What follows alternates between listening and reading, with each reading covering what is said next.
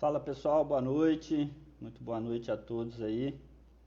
Vamos começar daqui a pouco aí, em breve, bater um papo com o Daniel que é diretor do Exalc Lab hoje. Vamos dar uns minutinhos aqui para a turma aí entrando aí, certo? Quarta-feira de cinzas aí, né? Pós-carnaval, uma turma colhendo silagem, muita gente. Carnaval sempre bate com silagem aí, mas isso faz parte, ócio do ofício, né? Pessoal, hoje nós vamos bater um papo bem interessante aí com o Daniel. Nós estamos fazendo uma sequência de lives aí, né, desde do início da semana. Começamos aí com a Marion, junto com a Kézia aí, abordando alguns aspectos. Ele entrou aqui.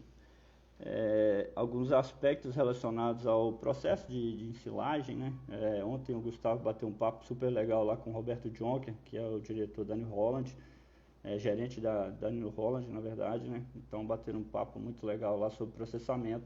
E hoje a gente vai discutir aqui com o Daniel, vão ser alguns pontos básicos, né? Na verdade a gente vai traçar um panorama de como que foram as silagens que chegaram no laboratório no ano passado, né, que já foram analisadas, o que a gente pode esperar para essa próxima safra, e também abordar alguns pontos de rotina do laboratório, como é que funciona, quando você manda uma amostra para o laboratório, como é que ela é processada, tá? Então vou chamar ele aqui para a gente...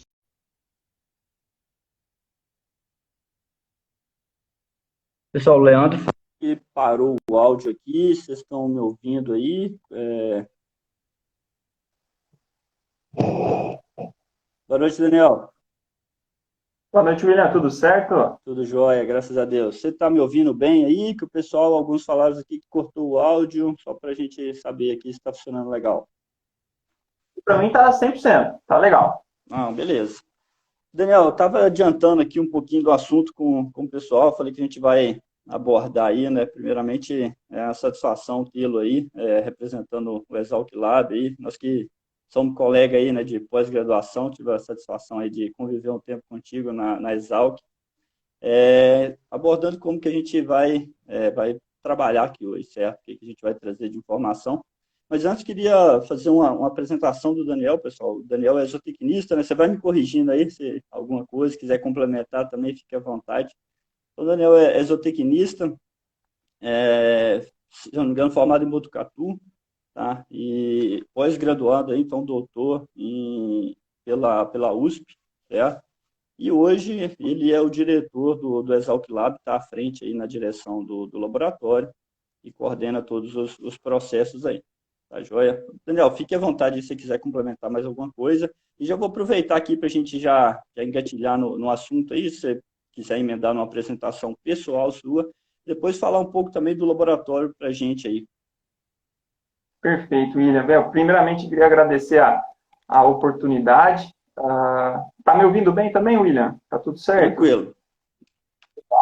Agradecer a oportunidade. Eu acho que já faz um tempinho que a gente vinha falando dessa oportunidade de interagir aí com vocês fazendo essa sequência de lives fantásticas. Eu acho que muito importante aí essa interação entre campo, pesquisa, todo mundo participando. Então, algo muito interessante. Eu acho que até principalmente a fase final desse nosso bate-papo aí, eu acho que a gente vai trazer esses dados sobre silagem e eu acho que nada mais justo do que a gente apresentar aqui, né? Porque esse papo ele surgiu, né? A ideia de fazer esse levantamento surgiu de conversas informais que a gente tinha no departamento, no simpósio do professor, que o professor nos organizou aqui, o pessoal organizou aqui em Piracicaba. Então a gente conseguiu dar alguns números para esses materiais, essa silagem que foi analisada pelo laboratório, né? Isso foi graças à ideia de todos, né?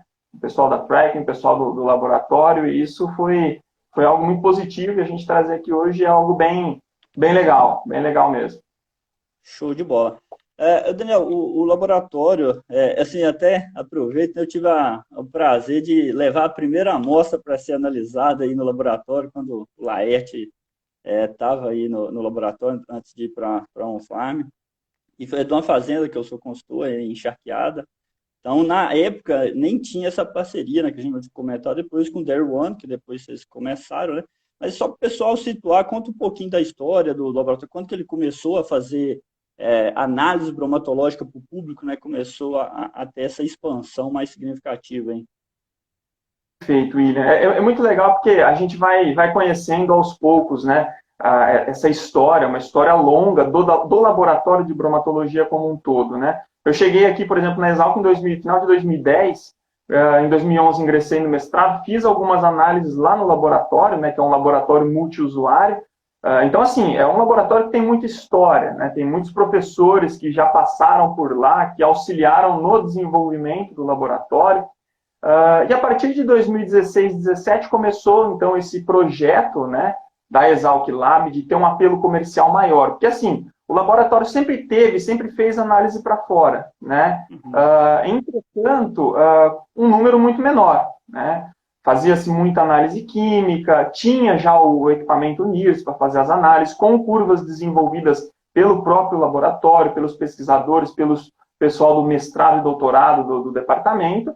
Então, assim, o laboratório sempre teve esse apelo, tanto científico quanto comercial, mas, né, advindo aí da iniciativa do Laerte, então são muitas pessoas que compõem essa história, tornou-se algo ainda mais comercial. Criou-se uma plataforma, criou-se aplicativos, criou-se um site, né, tanto de divulgação, para quê? Com qual objetivo? Né? De fazer com que essa ciência, né, essa possibilidade de fazer uma análise chegasse cada vez mais próxima do produtor, do técnico, das empresas, né, fazendo inclusive esse papel, podemos dizer até social do laboratório, vamos colocar assim, né, de fazer com que uma tecnologia de ponta, que seria, nesse caso, a análise por NIRS, chegasse de maneira simplista, né, e com um veículo de acesso muito fácil para o produtor. Né? Então, esse foi o início de toda a história do laboratório.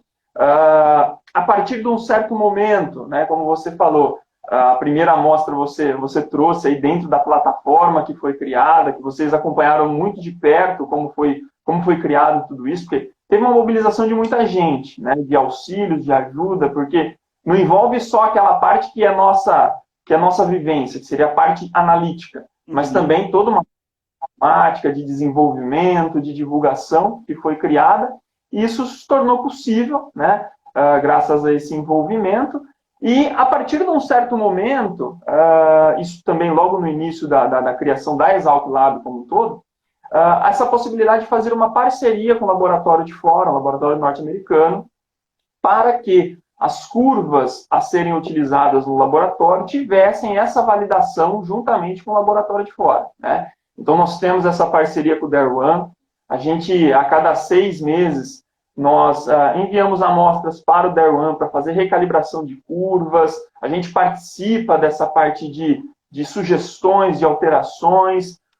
É muito legal isso, né? Hoje, inclusive, às vezes, alguns técnicos fazem propõem algumas ideias, algumas sugestões de variáveis, etc. A gente sempre vai repassando para o pessoal do DARE-1, porque é uma parceria muito rica para a gente e também para eles, né? Muitas pessoas também falam, mas o DARE-1, um laboratório norte-americano, aqui a gente trabalha, por exemplo, com gramíneas tropicais, como que isso é feito? Então, sempre tem um ajuste, sempre tem as amostras indo para os Estados Unidos, a gente faz as análises químicas aqui de conferência. Então, assim, é uma parceria muito interessante, muito rica para os dois lados, sabe? Porque a gente contribui muito com eles, com o material brasileiro, com o material tropical, né? Produzido aqui no Hemisfério Sul. Então, é uma coisa muito positiva, porque eles acabam também enriquecendo bastante o banco de dados deles e os desenvolvimentos de curva, né? Isso é legal reforçar para o pessoal que está assistindo aí, né? Porque, assim, o pessoal acha que como é curva americana, isso não se aplica tanto para o Brasil. E a gente tem uma discussão grande aí, por exemplo, relacionada a híbridos de milho. A gente sabe que híbridos posicionados nos Estados Unidos, muitos deles não têm condição de desempenhar bem a campo aqui no Brasil.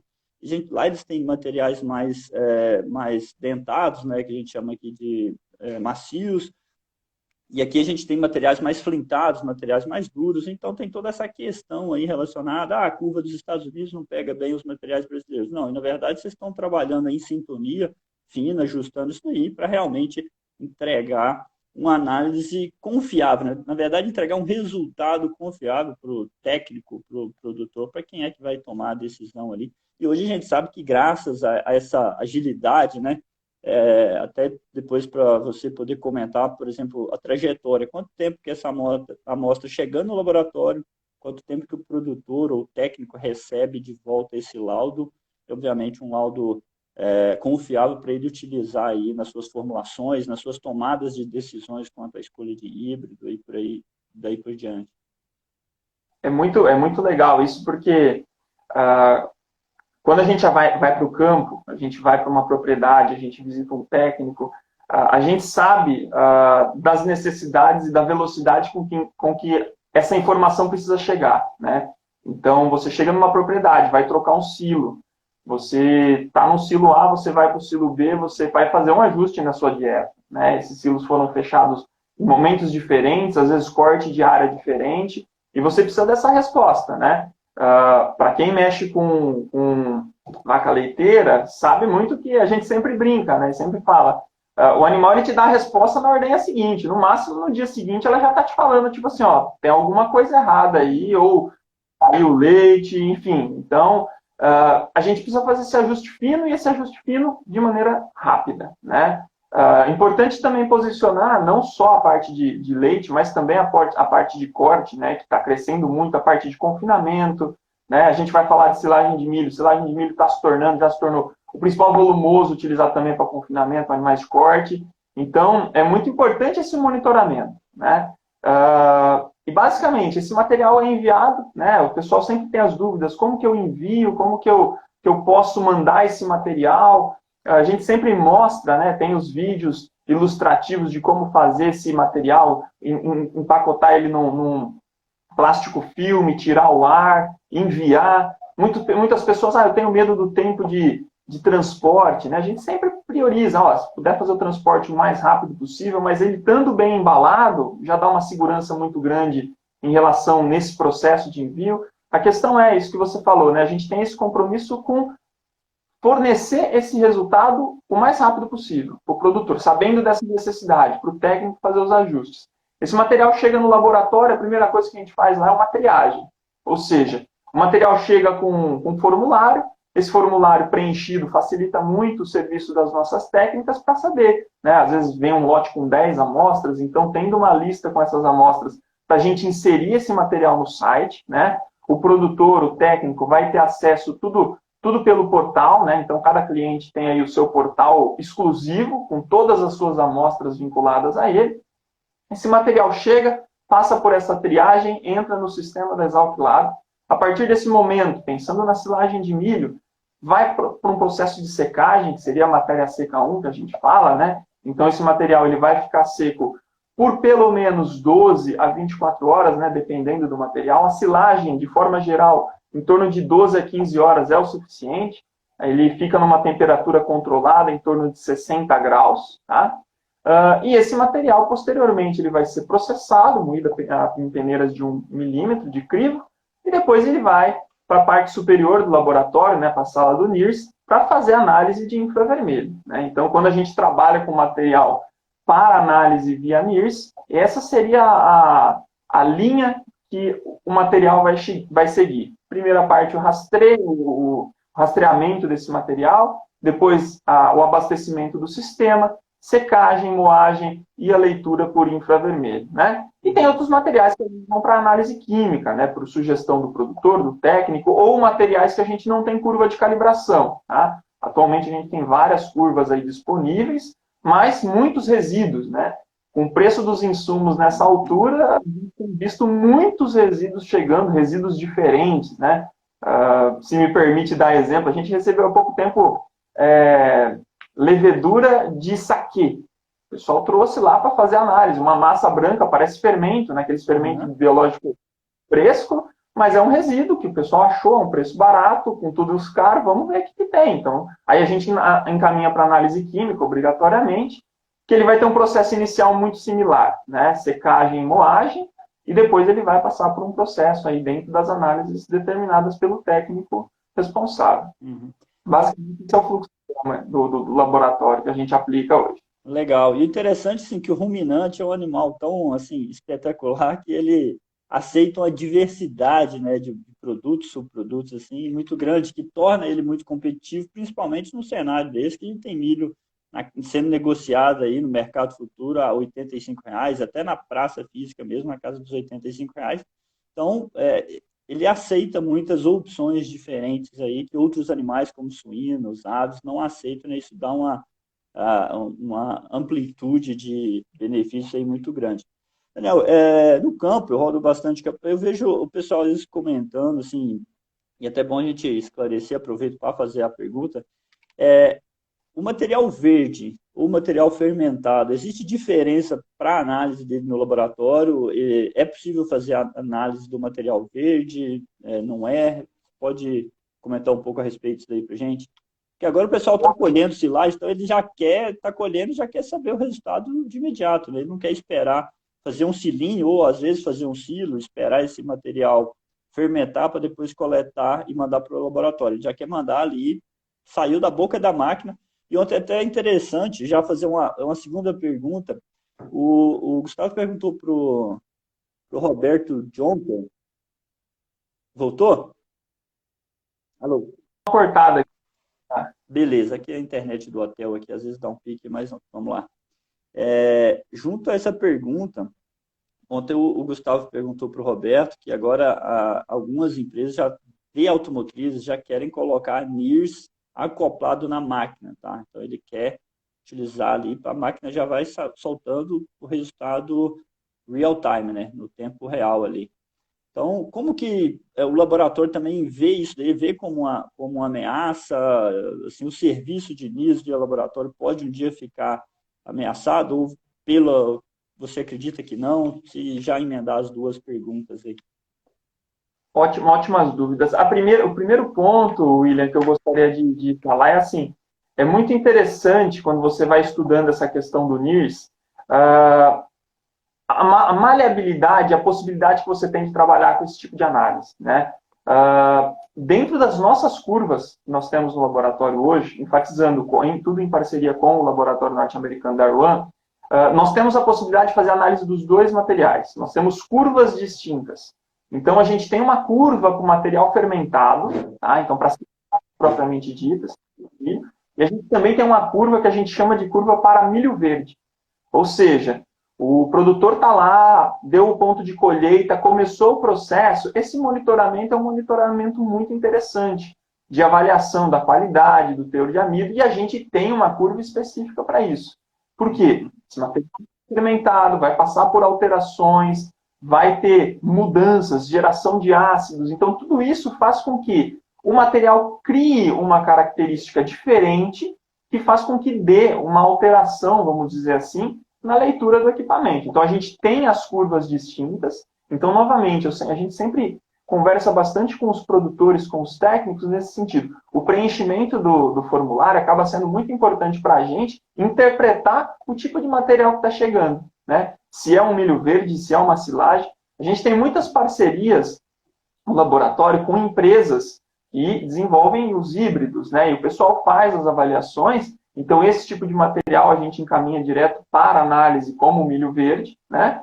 E os produtores, né? Quando mandam a silagem, mandam escrito no formulário, ou com a característica de silagem, a gente faz análise separada. Então, é importante dizer que, sim, existem curvas diferentes, tá? A título de curiosidade, a gente pegou algumas amostras e fez algumas comparações e, efetivamente, dá uma diferencinha de amido, dá uma diferença de FDN, digestibilidade de fibra. Então, são pontos importantes para a gente interpretar bem o material. A gente sempre pergunta, é importante monitorar esse ponto de colheita? Muito importante. Você saber o material que está entrando no silo e, principalmente, lá na frente, para você já ter uma ideia da qualidade desse material que você tem, até para você se planejar, né? Dependendo do milho da silagem que você está colhendo, né? No milho verde que você está colhendo. Esse material tem mais amido, menos amido, você vai ter que preparar o seu estoque posterior para fazer uma correção disso, uma energia suplementar a mais ou não, né? Então, é muito importante esse tipo de avaliação. Sua pergunta é muito boa exatamente por isso. Tem as curvas diferentes, com ajustes específicos, que faz com que o resultado que chegue para o produtor seja um resultado muito fidedigno daquele material. Complementando, né, isso que você comentou dessa questão do NIRS, né, no NIRS acoplado à máquina, já existem muitas empresas, muitos técnicos que trabalham com o NIRS, né, com essa possibilidade de avaliação de ingredientes, de dieta, já na propriedade. Essa questão de acoplar em máquina é algo muito novo, e muito novo, eu digo assim, é algo que a tendência é essa, é uma mecanização, é uma tecnologia cada vez mais presente para garantir qualidade, né? A questão é, existem os pontos que precisam ser monitorados, dentre eles isso que eu falei, existe uma diferença da interpretação do que é milho verde e do que é silagem. Então, o equipamento acoplado à máquina de colheita, isso vai dar uma visão muito interessante, muito importante para o produtor daquilo que está sendo cortado, mas não que vai fazer com que não haja necessidade do monitoramento da silagem, por exemplo, né? Além disso, as curvas de calibração. Como eu disse, a gente sempre manda as amostras para o Darwin para a gente fazer recalibrações, para a gente fazer ajustes finos na curva. Então, essa é uma necessidade também, com certeza as empresas vão adotar, esse tipo de avaliação constante de atualização das curvas e do sistema, fazendo com que você tenha... Eu acho que o que manda muito, William, nisso é a questão da acurácia, sabe? Algumas pessoas já perguntaram, vocês trabalham com compartilhamento de curva, como que vocês trabalham? Na verdade, hoje o laboratório não tem esse fim, vamos dizer assim, de compartilhar a curva para fazer análise a campo, essas coisas. O laboratório trabalha em parceria com o Darwin, então a gente faz tudo via laboratório mesmo. Mas são possibilidades de desenvolvimento, entendeu? De criação de curva, de ajuste de curva. Eu acho que o mais importante para a gente é isso, é ter essa tecnologia perto do produtor, porque isso é um ganho muito grande, muito rico para a produção como um todo. Legal, legal. E até um ponto também interessante de comentar, né, Daniel? Que, sim, e o Exalc Lab fez um trabalho interessante que é medir, estratificar o silo, né? Então, fez um quarteamento no silo, fez diversas amostragens nesse painel e, se não me engano, eram 40, foram divididos em 40 porções de meio metro quadrado, 50 por 50, né, 0,25 metros quadrados, e feito uma amostra e viu que tem uma diferença bem grande no painel, né? Então, assim, mesmo que esse equipamento esteja disposto na máquina, que vai te dar uma noção de uma gleba, e mesmo dentro de gleba, a gente sabe que tem diferença aí, uma área produz mais grão, outra menos, e por aí vai. No silo, esse material ele tende também a ter estratificações, né? E assim, o cara que está, o nutricionista formulando dieta, ele precisa ter aquilo ali sendo monitorado praticamente semanalmente. Você pega uma propriedade grande, então pequenos ajustes ali tem que ser feito rotineiramente, tá? Então eu acredito que por mais que tenha um dispositivo na máquina, eu acho que ele vai vir adicionalmente, tá? E não acredito que isso vá reduzir demanda de laboratório físico de forma alguma. Só fazendo uma pontuação. E até, William, uma coisa que o pessoal faz muito é a questão da conferência, né? Então, muitas empresas que já têm, por exemplo, um NIRS portátil, muitas vezes utilizam o NIRS e mandam para o laboratório para fazer conferências ao longo do ano, por exemplo. Então, a cada X amostras, manda um lote de amostra para conferir aquilo que está sendo usado no campo, aquilo que o laboratório está emitindo, para ter uma certeza da calibração que eles estão usando, porque é uma ferramenta muito prática, muito importante, mas que precisa ter aquela acurácia que a gente fala. Isso que você levantou é muito importante. A máquina ela vai colher, vai te dar um perfil, vai te dar uma ideia daquilo que está sendo ensilado. A silagem vai ser outra coisa. Você tem o começo, o meio, o fim do silo, você tem o painel, então tudo isso vai ter uma influência muito grande. Então, o momento que você fechou esse silo, como você fez, o tamanho desse silo, tudo isso são coisas que afetam muito essa qualidade e você tem que fazer esse monitoramento. É o que a gente fala, né? Sempre aquela questão do ajuste fino, né?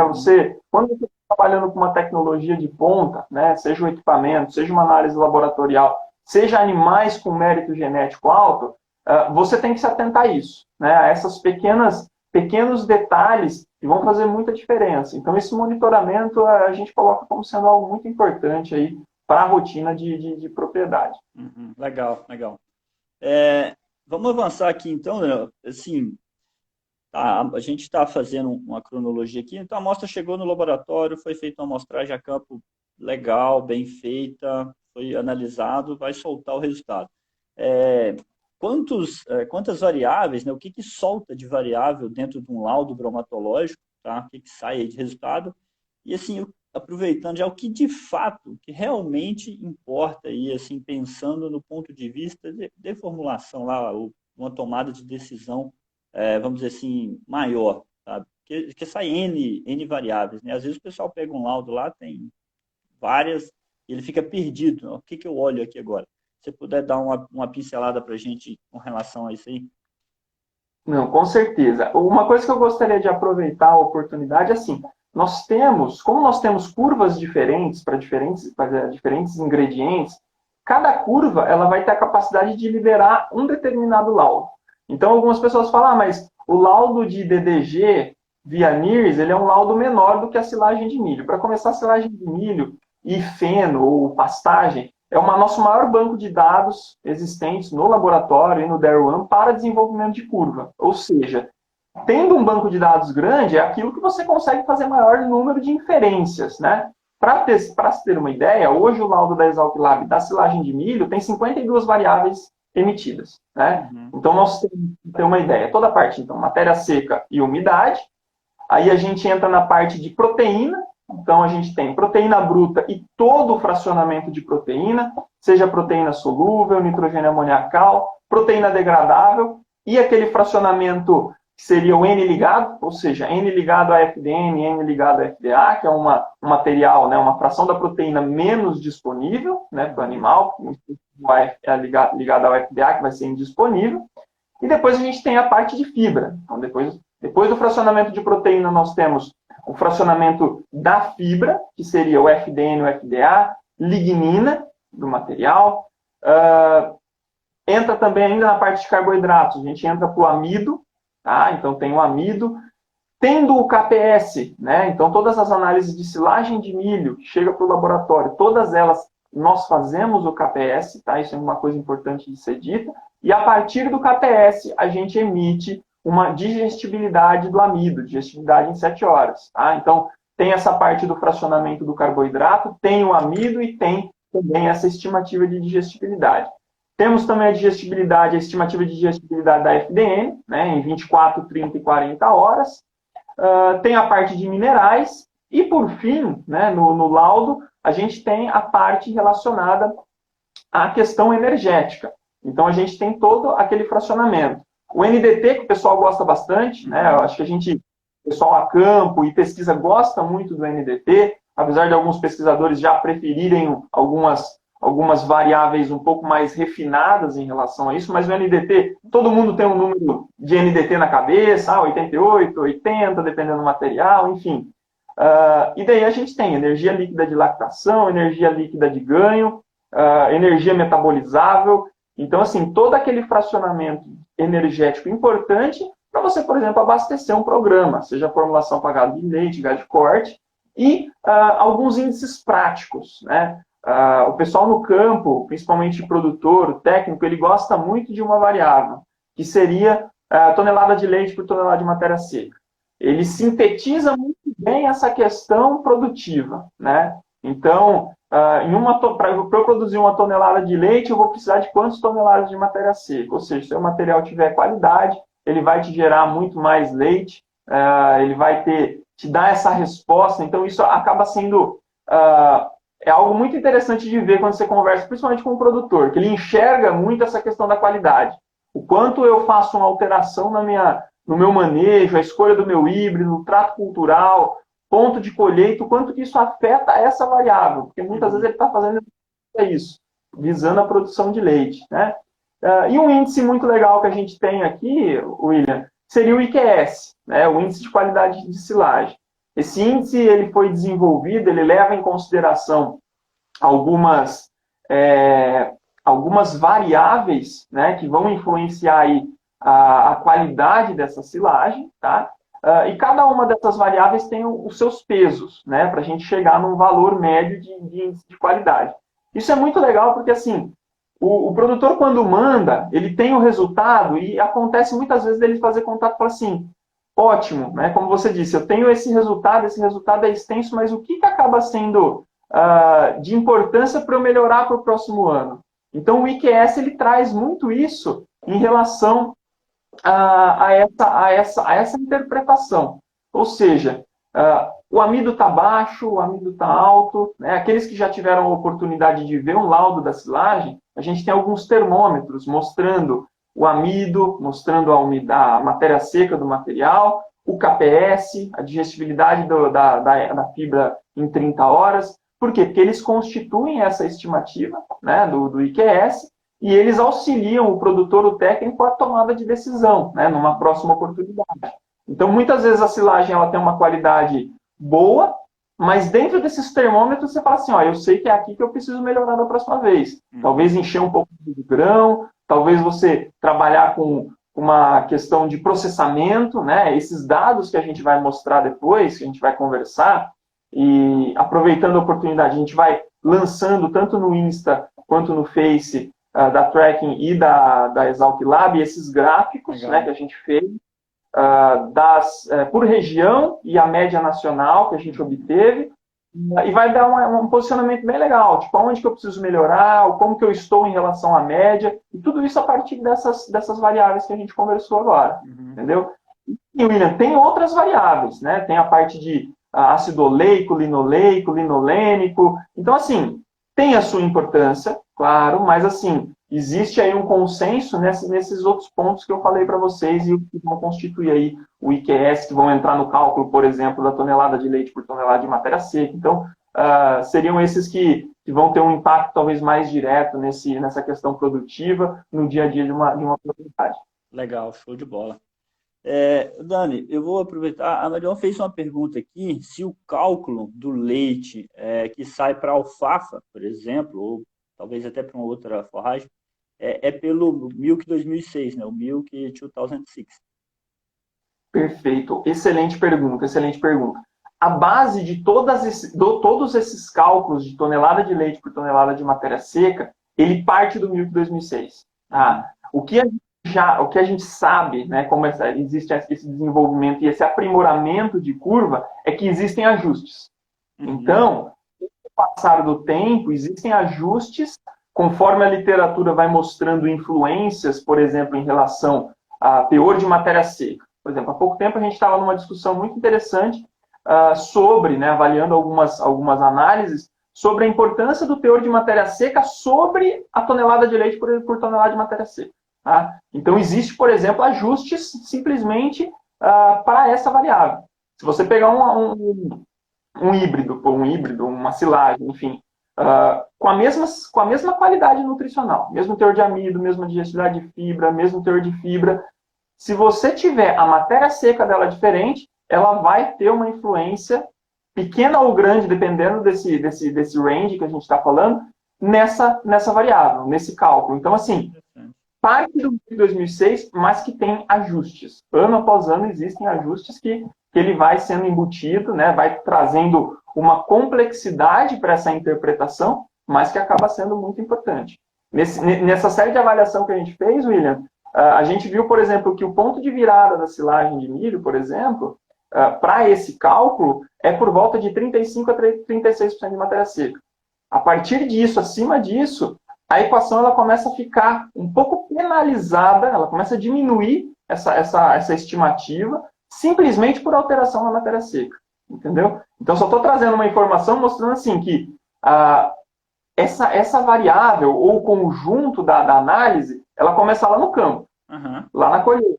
Então, você colheu o material, você fez aquele rolinho, aquele minicilo que a gente fala, né, para enviar, tem que ser muito bem conservado para chegar no momento certo no laboratório e a gente ter uma análise o mais precisa possível, né? Porque esse daqui é um exemplo muito, muito simplista. Se eu coletar, demorar para fazer esse pacotinho para enviar, minha amostra está perdendo água. Então, quando chegar no laboratório, está mais seca, e daí eu vou ter uma estimativa um pouco mais baixa dessa produção de leite por hectare. Ou seja, minha silagem é muito boa. Só que eu errei nessa amostragem, demorei para mandar ou para fazer esse pacotinho aí, vamos dizer assim, e a gente teve essa alteração. Então, é multivariado essas interpretações, essas equações, principalmente dessas estimativas, mas é muito interessante a gente entender isso. Porque se existe esse ajuste, é porque cientificamente existem essas comprovações que tem essas influências aí. Legal, legal. Bem interessante aí. Eu não sabia desses ajustes aí relacionados aos nutrientes, né? Nesse caso aí você falou em matéria seca, mas os outros também acredito que tenham também penalizações, né? Legal. Daniel, tem assim o pessoal, principalmente que trabalha com leite, tem o Milk 2006. Existe alguma iniciativa do Beef 2006? Existe essa, assim, ou quilos de carne por tonelada de matéria seca de silagem? Isso Existe, também acho que é interessante. sim, existem propostas, né, em relação a isso. Se eu não me engano, a Universidade de Nebraska tem uma proposta, posso estar enganado, mas se eu não me engano, são eles que têm uma planilha, se eu não me engano, no Excel, que faz esse cálculo, tá? A gente já fez contato com o pessoal do Dairy Room para a gente criar ou utilizar esse banco de dados para colocar no nosso laudo. Agora, é muito legal, né, a questão do comprometimento, né? A gente tem muito receio sempre de colocar uma variável nova no laudo, se a gente não tiver uma confiabilidade muito grande. Então, quando a gente tem várias reuniões com o Darwan sobre isso, e o posicionamento é esse, a gente precisa de mais validações para conseguir inserir. Então, efetivamente, é uma coisa que vai ajudar muito, né? Voltando a essa questão do corte. A silagem de milho está crescendo muito no corte, a tendência é crescer cada vez mais. Então, a gente ter essa variável para o produtor, com certeza, vai ser algo muito importante. Mas existem essas estimativas aí, sim, que vão se assemelhar a essa questão que já existe para o leite. Uhum.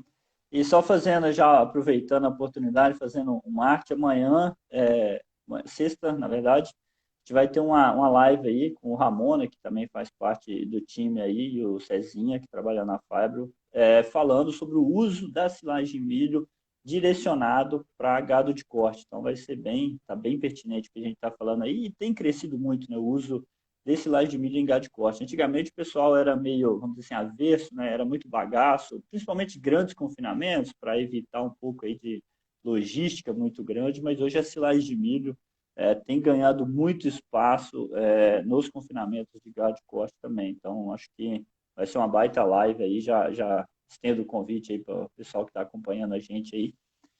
E vamos para frente, né? Beleza. Daniel, eu acho que a gente podia mostrar, né, para o pessoal comentar, na verdade, nós não vamos ter condição de mostrar a tela aqui desses resultados, de todas essas amostras que chegaram aí no laboratório nos últimos anos aí relacionado à silagem de milho. Mas a gente vai estar divulgando esses resultados aí nas nossas páginas, aí, nas mídias digitais nossas, aí, então vai ser legal o pessoal depois dar uma visualizada. Mas só para a gente dar alguns números, né, para o pessoal aí, se quiser falar talvez da média Brasil, como que está essa silagem, depois tentar, não sei se você tem estratificação por regiões, né? A gente sabe que no sul o potencial de produção de milho é mais alto, falando em médias, tá? É mais alto do que a região sudeste, por aí vai. Então, você conseguir dar uma média geral, estratificar esses resultados aí para explorar bem esse banco de dados seu, seria bem legal. Com certeza, William. Então, eu gosto de dar os méritos, né? Isso daqui, novamente, surgiu de uma conversa de corredor de departamento, né? Com o William, com o Gustavo, falando sobre o banco de dados do laboratório, o que poderia ser feito. Isso foi muito consolidado no simpósio que teve em 2019, e eu, com as técnicas do laboratório, que também merecem todos os méritos, Ana Beatriz, Joyce, a Maria e a Fernanda, que é a nossa estagiária hoje, nós decidimos, falamos, olha, a gente precisa estar mais perto, ainda mais perto do produtor, a gente precisa levar essa informação para o técnico, ou seja, como que está a silagem produzida no Brasil? Pode parecer um pouco de heresia falar isso, mas assim, a gente saiu de um universo, para vocês terem uma ideia, de 2020, de quase 4.300 amostras recebidas somente de silagem, tá? Então isso é importante. Não tem híbridos aqui, não tem o milho verde, tá? Então, se a gente colocasse milho verde aqui, isso daqui iria para mais de 8.000 amostras. Então, aqui eu estou falando somente da silagem que a gente recebeu, material identificado como silagem de milho.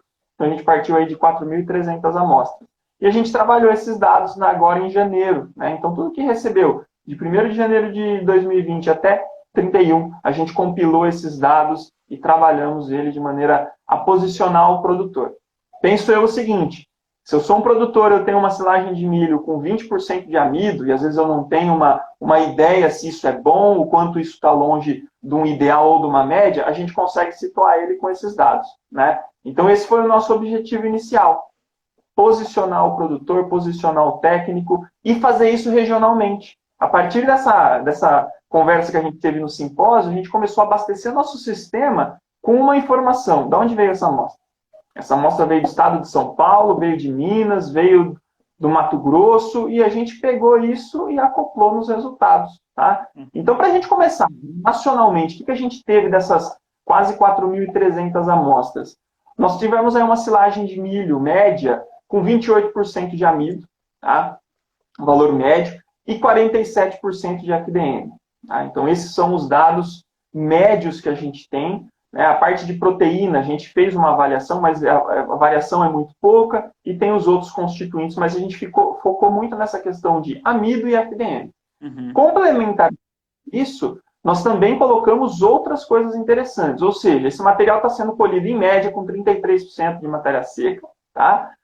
Uma digestibilidade FDM na faixa aí de 52%, e o KPS, né? Eu acho que esse ponto do processamento, eu acho que esse número já nos mostra um ponto que a gente vai trabalhar bastante, né, com o produtor e a tendência de melhorias. O KPS médio hoje, 48,6%. Tá? Então, se a gente pegar o termômetro do laboratório para o KPS, esse termômetro não seria um termômetro bom, ele estaria lá no vermelho. Né? Então, a gente...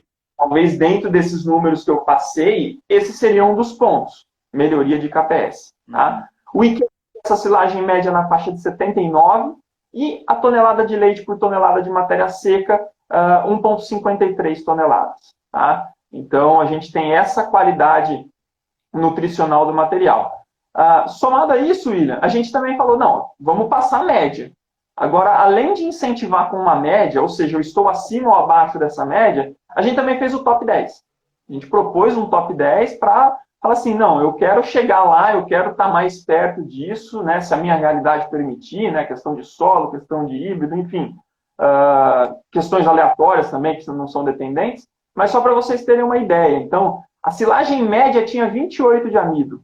A top 10 Brasil, estava com 38% de amido. Então, a gente está falando com 10% a mais na análise bromatológica total, né? Com uma redução aí no FDN na casa de 8%, KPS de 75%, então a gente já muda muito o status dessa qualidade, e um IQS de 97%. Ou seja, estou falando dessa top 10, uma silagem muito boa, com grão processado, com bastante amido, e um material aí que com certeza vai render muito. Tonelada de leite por hectare, 1,69. Então, a gente saiu de 1,53 para 1,69. É um resultado muito positivo. Né? Só para a gente ter uma ideia, William, se ainda a gente tiver um tempinho, só para passar um pouquinho sobre a questão do estado, dos estados, tá? Pode ser? Não, pode ser. Só fazendo um adendo aí, para você ver a importância. Eu fiz uma conta rápida aqui, você falou que a silagem média está com 28% de amido, né? E a silagem, as top 10, 38% de amido. Então, se a gente fazer uma conta, isso serve para o pessoal que está assistindo, se você pegar o teor de amido e dividir por 0,7, que é mais ou menos o teor de amido no grão, você vai ter uma estimativa da participação de grãos nessa silagem. Então, eu fiz aqui, ó, a silagem média é uma silagem com 38% de participação de grãos na massa, e a silagem top 10 é uma silagem com 54% de participação de grãos na massa. É uma baita diferença. Então, veja que isso aí vai resultar lá em quase 200 quilos de leite a mais por tonelada de silagem. Então, quando você extrapola isso aí, é gigante. O efeito é gigante. Um outro treinamento que a gente gosta de fazer, William, com o pessoal da pós-graduação, esse ano, se der tudo certo, a gente faz com a graduação também. A gente ensina eles mexerem nos programas de formulação, você pegar essas duas silagens e propor fechar uma exigência nutricional de uma vaca leiteira ou de um bovino de corte com essa silagem, entendeu? Com alguns pré-requisitos. Então, assim, o tanto de concentrado que você vai ter que despender com uma silagem de menor qualidade é muito maior. Então, a hora que você fala assim, cara, eu estou produzindo isso, eu posso melhorar essa qualidade, eu acho que o ganho dentro da propriedade é altíssimo, né? É altíssimo. E, bem, passando então, esse comentário foi muito bom, isso vai ser válido para todas as regiões, em especial Paulo, tá? Eu já adianto aqui. Mas, basicamente, o que a gente conseguiu no nosso levantamento? Conseguimos uma visão muito interessante de Paraná, Santa Catarina, Rio Grande do Sul, São Paulo e Minas Gerais. Do Centro-Oeste, a gente não conseguiu fazer por estado, mas a gente tem a média do Centro-Oeste, que ficou algo bem interessante. O pessoal sempre, com quem a gente conversou até agora sobre esses dados, o pessoal fala, não, mas qual que é o estado que está melhor? Né? Qual que é o estado que está melhor? Ele quer saber o melhor e o pior, né? Geralmente é isso, o meio ali a turma não importa, não. Aí o que foi legal, assim, o Paraná foi o estado que teve os melhores resultados em relação a esses valores médios. Então, a média no estado do Paraná é uma silagem de milho com 33% de amido, tá? 43% de FDN. Quando a gente parte para o top 10, a silagem do Paraná ela tem 40% de amido na composição, tá? Então, é um material bem interessante. O N que a gente trabalhou foram de 620 amostras, para você ter uma ideia. Então, é um N bem interessante, lógico, de todas as regiões. Alguém pode falar, mas pode ter variações, pode ter, com certeza. Mas, assim, é um N muito interessante da gente acompanhar isso. Uhum. A minha expectativa, diria eu, é assim, o que vai acontecer nos próximos anos? Acredito que seja... dando rua aí, ela gostou, que é do Paraná. Está fazendo um baita serviço lá. Isso é muito legal, porque isso tudo é fruto de muito trabalho, né, de muita dedicação. Isso por parte das empresas, por parte dos consultores, por parte do pessoal que está no campo, dos produtores, né? E vai ser legal a gente ver isso talvez ano a ano, como que isso se comporta. Eu tenho uma expectativa muito grande, principalmente em relação ao KPS. Porque, assim, a KPS para todos os estados é uma média baixa, né? Aí, quando você vai para o top 10, você consegue ver que tem uma diferença muito grande, né? Na casa aí de 20% a 25% de diferença no KPS. Então, isso também é para o Paraná. O pessoal vai ter acesso a todos esses dados, tá? Com relação à média do estado e o top 10 do estado. Legal. Outro estado lá no sul que também se deu muito bem foi Santa Catarina. Tá? Santa Catarina teve também resultados expressivos em relação a amido, né? Com 31 de média de amido, e no top 10 subiu para 40. Tá? Então, novamente, a diferença de KPS na casa de 20% quando a gente parte da média para os top 10. Rio Grande do Sul também, uma silagem de qualidade muito interessante, só que, se a gente pensar em região sul, das amostras recebidas, que foi um total de quase 450 amostras, a gente teve o menor teor de amido pensando em sul. Tá? Então, a média do amido lá no sul foi de 27%. Né? A gente estava falando anteriormente na casa de 31%, 34%. Né? Então, dá uma noçãozinha de diferença. Agora, por que eu chamei a atenção para o estado de São Paulo? Né? Quando a gente vai para o estado de São Paulo, das análises que nós propusemos, o estado de São Paulo é que tem a maior diferença entre a média e o top 10. Para vocês terem uma ideia, a média de amido no estado de São Paulo, das amostras recebidas, foram quase 900 amostras, teve uma média de amido de 23%. Quando a gente vai para o top 10, subiu para 37%. Então, claro, tem muita coisa que influencia isso. Né? Então, existe aí ponto de colheita, híbrido, amostragem, enfim, a gente sabe disso, mas é muito legal a gente ver que essa questão da diferença mostra que existe uma brecha muito grande para melhorias, né? Para melhorias. E outro ponto que a gente pode levantar, né? Tem vários estados que têm um nível tecnológico, né, do ponto de vista de colheita, muito avançado. O Paraná mostra muito isso para a gente. E o estado de São Paulo, né, ele tem essa característica financeira, de apoio, essas coisas, mas é muito interessante a gente ver o KPS do estado de São Paulo médio é o KPS mais baixo que a gente teve. Um KPS de 41%, entendeu? Então, a gente vê muito pessoal do Sul vindo fazer colheita aqui, então eu acho que isso é uma tendência de mudança, né, dessa qualidade ser superior. Inclusive, viu, William, o KPS até das top 10 é mais baixo, entendeu? Então, se você pega as 10 melhores do estado de São Paulo, ela tem um KPS mais baixo quando a gente compara com as outras regiões.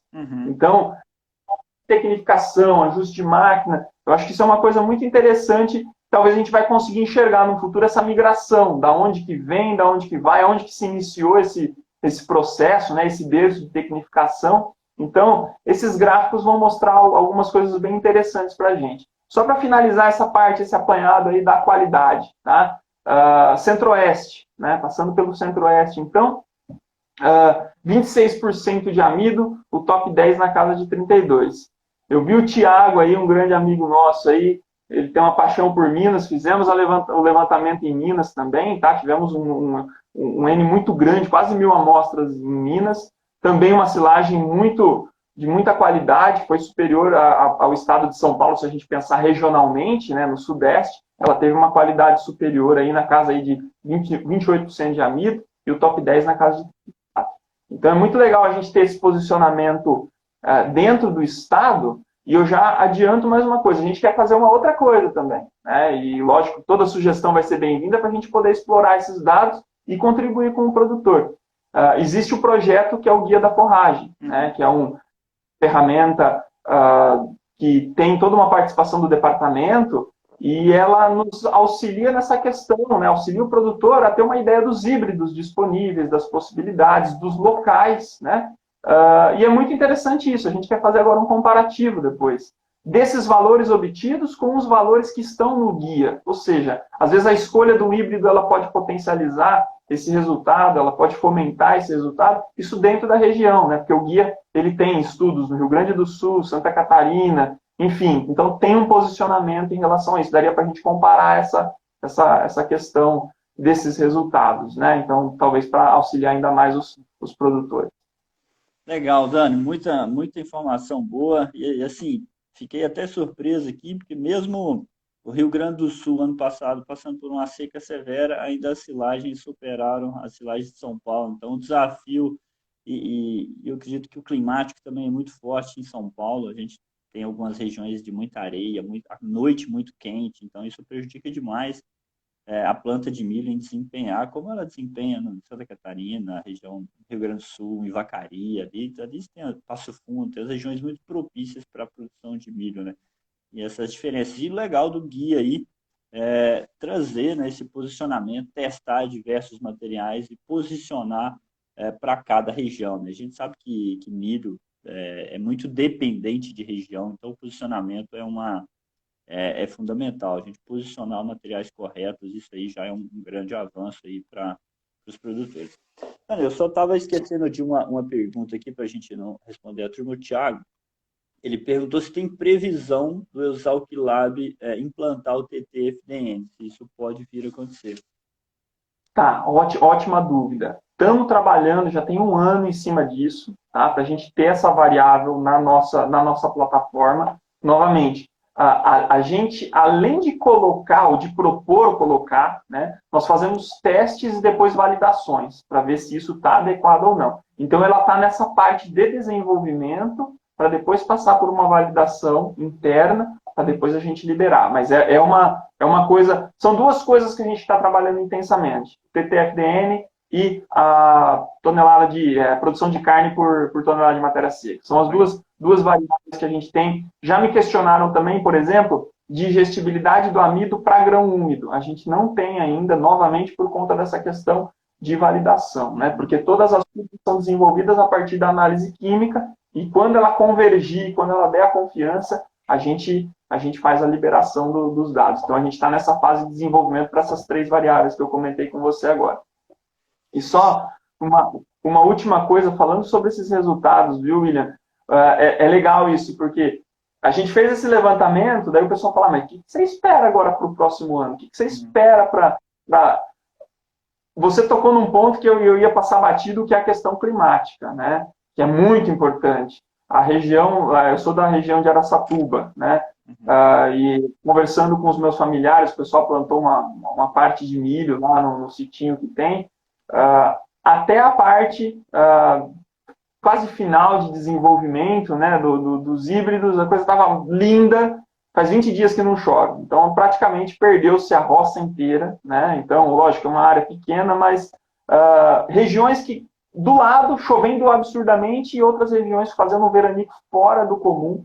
Dentro da plataforma, por exemplo, do guia, a gente teve locais que teve não uma seca, mas um momento muito de desidratação dos híbridos, né, totalmente não fisiológico, por conta do calor excessivo, coisa de 1 semana, o híbrido perdendo muito. Então, assim, essa questão regional a gente vai ter que se atentar cada vez mais, né? a questão do clima, como que tá, se teve chuva, se não teve, porque as influências são incríveis e a gente tem que tomar muito cuidado com isso. São gigantes, né? Isso aí a turma tem que estar bem atenta mesmo. E uma chuva que faltou ali na floração, foi tudo embora. Não vai, não vinga. Como diz a turma na roça, não vinga. Mas é isso, Dani. Dani, cara, a gente está chegando no final aqui. Queria te agradecer aí, tá? Em nome de todo mundo. Agradecer a todo mundo que esteve presente aí, acompanhando a nossa live aí, batendo um papo, fazendo pergunta. Então é sempre bom essa interação aí com o pessoal. E agradecer você, tá? Deixar o espaço aí, se você quiser falar alguma coisa, alguma chamada para o laboratório. Então essa live vai ficar salva lá, o pessoal que quiser assistir depois também vai estar disponível. E a gente vai, ao longo aí da semana, a gente vai trabalhando junto para poder divulgar esses resultados para o pessoal, que são muito interessantes. Então acho que a gente precisa compartilhar isso aí com o público também. Legal? Então, passo a palavra para você, já agradeço novamente aí, beleza? Beleza, William. Para mim é um prazer imenso estar perto de vocês, né? Lógico, à distância com toda essa questão de pandemia, mas assim, estar participando aqui com vocês, para mim é uma satisfação muito grande e muito feliz por poder divulgar essa questão do laboratório. E o laboratório sempre foi muito aberto, você conhece. Então, assim, a gente tem esse banco de dados, a gente tem ideias. Por favor, aqueles que tiverem mais ideias, compartilhem com a gente. A gente quer cada vez estar mais perto do produtor, do técnico, né? Então, com ideias, com sugestões, o que a gente pode apresentar a mais em relação a esse banco de dados, em relação a outras variáveis que possa ser útil lá no campo. Então, esse é o nosso objetivo. Estamos abertos aí para sugestões. E, novamente, aqueles que puderem, né? Esse levantamento é graças à amostra enviadas por todos os nossos parceiros, nossos clientes, os produtores. Então a gente sempre fala, aqueles que puderem mandar, deixar o formulário preenchidinho, bonitinho, ajuda muito a gente nos próximos anos, para a gente contribuir com a ciência, contribuir com os produtores. Muito obrigado mais uma vez. Show de bola, Dani. Grande abraço aí, boa noite e até uma próxima oportunidade aí. Até mais, valeu. Valeu.